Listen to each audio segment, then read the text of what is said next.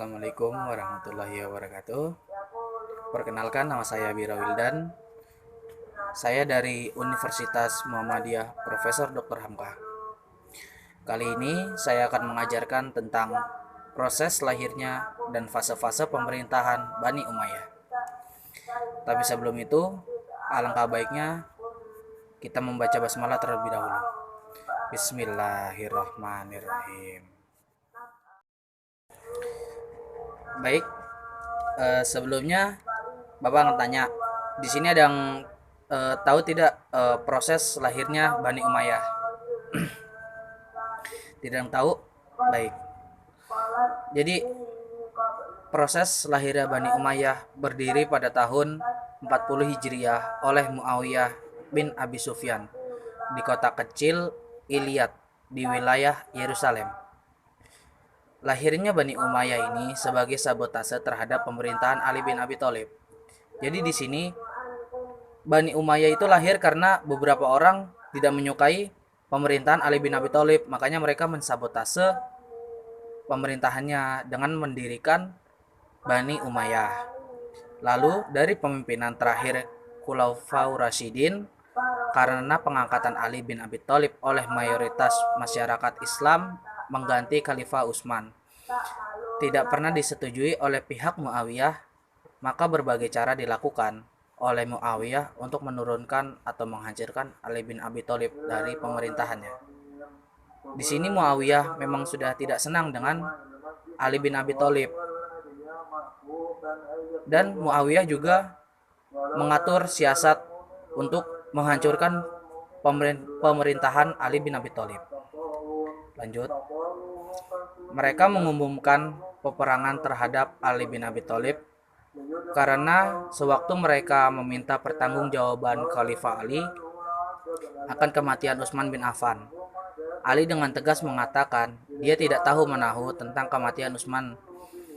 Mereka lalu mengangkat perang terhadap Ali bin Abi Thalib dengan tujuan memaksa Ali untuk mengakui perbuatannya. Perang ini dinamakan Perang Jamal karena Aisyah mengendarai kuda pada saat memimpin perang. Baik, selanjutnya fase-fase pemerintahan Bani Umayyah. Fase pemerintahan Bani Umayyah ini terdiri dari 3 fase. Yang pertama fase berdiri dan pembinaan, dan yang kedua fase kemajuan, dan yang terakhir fase kemunduran. Nah, di sini Bapak ingin menanyakan, ada yang mengetahui tidak dari 3 fase ini apa saja? Tidak ada? Baik. Yang pertama fase berdiri. Bani Umayyah berdiri pada tahun 40 Hijriah atau 662 Masehi. Pada abad pertama ini, pada masa ini, pembinaan peradaban Islam berjalan dengan pendekatan Arabisasi atau Arab Oriented, yaitu pengembangan peradaban yang berciri Arab. Ilmu yang dikembangkan oleh Bani Umayyah satu pada saat itu yang masih berciri Arab asli, yaitu bahasa Nahwu dan Balaghah, qiraat dan hadis, tafsir dan tahrikh Islam. Pada masa pertama ini, perluasan wilayah berjalan sangat cepat.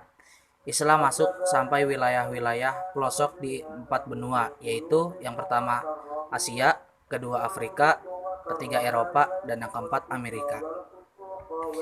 Selanjutnya, fase kemajuan. Dimulai dari masa Khalifah ke-7 Sulaiman bin Abdul Malik sampai masa Umar bin Abdul Aziz Khalifah yang ke-8 dari pemerintahan Bani Umayyah 1 di Damaskus. Pada fase kedua ini, perluasan wilayah Islam tetap berjalan dengan lancar. Banyak wilayah baru yang ditaklukkan, akan tetapi perhatian pemerintahan diarahkan penuh pada penguasaan peradaban, ilmu dan administrasi pemerintahan. Pemerintah Bani Umayyah sedang membangun pusat-pusat kota menjadi satelit yang indah. Masjid dan istana dibangun dalam kualitas yang baik, serta pada fase ini penemuan mata uang sebagai alat. Istana dibangun dalam kualitas yang baik, serta pada fase ini pertemuan mata uang penemuan mata uang sebagai alat pembayaran yang telah ditemukan oleh Khalifah Marwan bin Hakam, Khalifah keempat Bani Umayyah. Satu, sebagai bukti kemajuan peradaban Bani Umayyah yang telah berjalan dengan pesat. Jadi di sini Khalifah Bani Umayyah itu yang pertama Marwan bin Hakam, Khalifah keempat maksudnya, maaf. Itu telah menemukan alat pembayaran yaitu berupa uang. Jadi di sini uang itu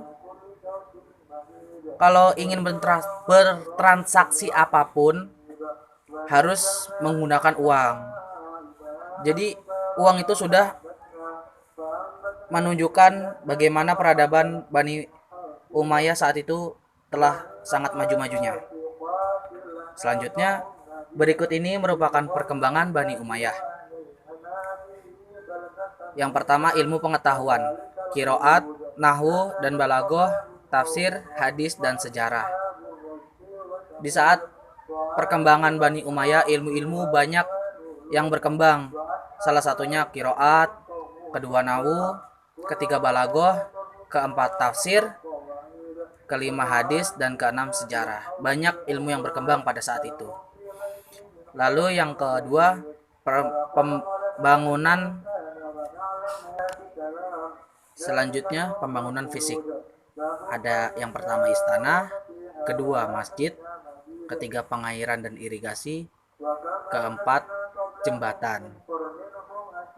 Dan pada masa ini bukan hanya ilmu pengetahuannya saja yang sedang berkembang pesat, tetapi pembangunannya juga seperti istana dibangun lagi lebih bagus, masjid direnovasi lagi agar lebih indah, pengairan irigasi dan jembatan juga turut diperbaiki untuk masyarakat luas. Lalu yang ketiga, fasilitas pendidikan. Di sini ada kutab, halakoh di masjid dan di majelis munadarah. Lalu yang keempat, departemen pemerintahan. Di sini ada yang pertama nidhamul ma'al, yaitu keuangan. Yang kedua siasi, yaitu politik. Dan yang ketiga harbi, yaitu keamanan. Yang keempat itu idari, administrasi, dan kodi, hukum. Jawatan pos pengawal istana, ketenteraan, sekretaris, dan pengantar surat. Lalu selanjutnya, yang terakhir itu adalah fase kemunduran. Fase kemunduran Bani Umayyah yaitu sebagai berikut. Di sini juga fase yang membuat Bani Umayyah itu pelan-pelan, perlahan-lahan tuh hancur. Jadi yang pertama itu tidak jelasnya sistem peralihan kekuasaan. Sistem peralihan kekuasaan pada fase Bani Umayyah itu sedang tidak jelas. Dikarenakan fase yang tidak jelas itu banyak masyarakat yang tidak percaya. Lalu yang kedua, tidak ada ideologi pemersatu bangsa. Seperti contohnya di Indonesia. Di Indonesia itu ada ideologi pemersatu bangsa, yaitu contohnya Pancasila, terus yang kedua Bhinneka Tunggal Ika, itu contohnya. Dan pada saat itu tidak ada ideologi pemersatu. Lalu yang ketiga, perilaku penguasaan Islam jauh dari aturan Islam. Dan pada fase ini Islam sedang diperluas, tetapi jauh dari aturan Islam itu sendiri. Lalu yang keempat, perlawanan kaum Khawarij. Dan pada fase ini juga ada juga yang tidak suka dengan Bani Umayyah, makanya melakukan perlawanan, yaitu kaum Khawarij. Selanjutnya, timbulnya fanatisme kesukuan. Lalu yang keempat, konflik umat Islam dengan Kristen.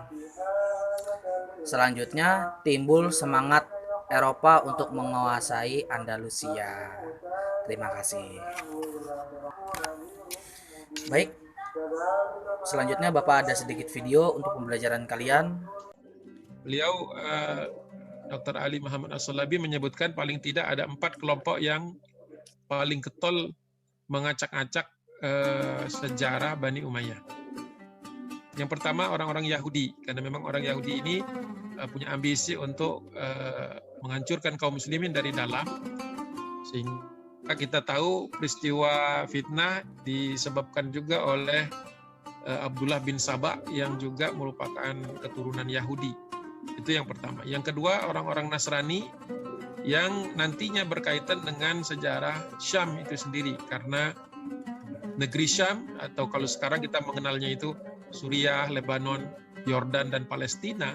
Wabil khusus di situ ada 2 kota paling penting, yaitu Damaskus dan Al-Quds. Mereka berkepentingan untuk merusak gambaran atau merusak paling tidak mendistorsi gambaran tentang Bani Umayyah, karena punya kepentingan terhadap nanti peristiwa-peristiwa yang terjadi di Palestina wabil khusus, dan nanti juga membawa kepada konsekuensi perang salib. Seperti itu. Yang ketiga tentu saja ini kaum orientalis yang memang getol melakukan penulisan dan penelitian dengan sudut pandang mereka, bahwa mereka ingin menggambarkan betapa khalifah-khalifah itu, terutama mengambil khalifah-khalifah yang memiliki catatan-catatan tertentu, ya, catatan-catatan yang tidak baik, kemudian di blow up sedemikian rupa sehingga menutupi khalifah-khalifah lain yang baik, gitu. Jadi mengambil secara selektif, ya, mengambil peristiwa-peristiwa yang tidak terpuji itu, tetapi kemudian menjadikannya semacam bahasan rutin, sehingga seolah-olah seluruh Bani Umayyah ini bobrok atau jelek. Nah, ini yang perlu, mungkin mudah-mudahan kita dalam proses ini bisa kita perbaiki, ya. Jadi hati-hati juga ketika membaca analisis orientalis. Kemudian yang keempat yang juga berkepentingan adalah kaum Rafidhah, ya, orang-orang Syiah, orang-orang yang memang juga muncul di dalam babak ini. Kelompok yang kemudian menjadi sempalan keluar dari umat, ya, dan kemudian menimbulkan banyak masalah, banyak peristiwa-peristiwa yang buruk, yang kemudian akhirnya mereka menyalahkan seluruhnya kepada Bani Umayyah. Ya, seperti itu. Jadi ini harus dicatat sedemikian rupa, karena diwanti-wanti oleh beliau, oleh Dr. Ali Muhammad As-Sulabi, agar kita hati-hati dalam membaca sejarah Bani Umayyah. Nah, upaya dari 4 kelompok. Ya, dari video yang tadi kalian lihat, coba kalian Bapak kasih tugas untuk membuat resume bagaimana fase-fase pemerintahan Bani Umayyah itu, dan apa saja kejadian penting yang ada di dalamnya. Sekian dari Bapak, terima kasih. Wassalamualaikum warahmatullahi wabarakatuh.